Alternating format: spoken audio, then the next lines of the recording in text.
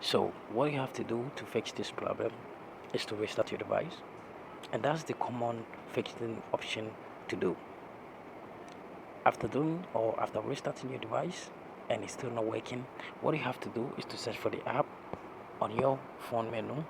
And now when you find the app, what you have to do is to just tap on the app for some while, then you tap on app info. After that, tap on force stop, tap on OK, tap on permissions and make sure every permission is allowed. Go back, tap on notifications and make sure this show notification is turned on. Go back and tap on storage and cache, tap on the clear cache, then you go back and tap on mobile data and Wi-Fi and make sure this background data is turned on like this.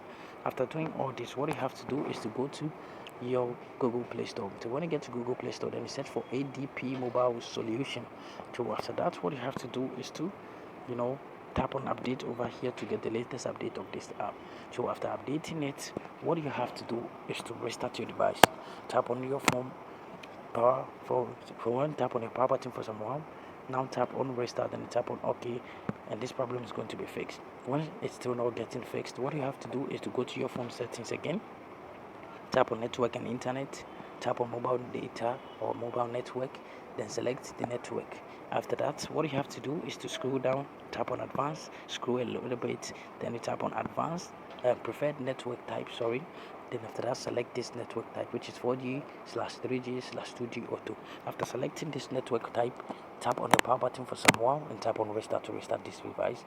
After that, this problem is going to get fixed.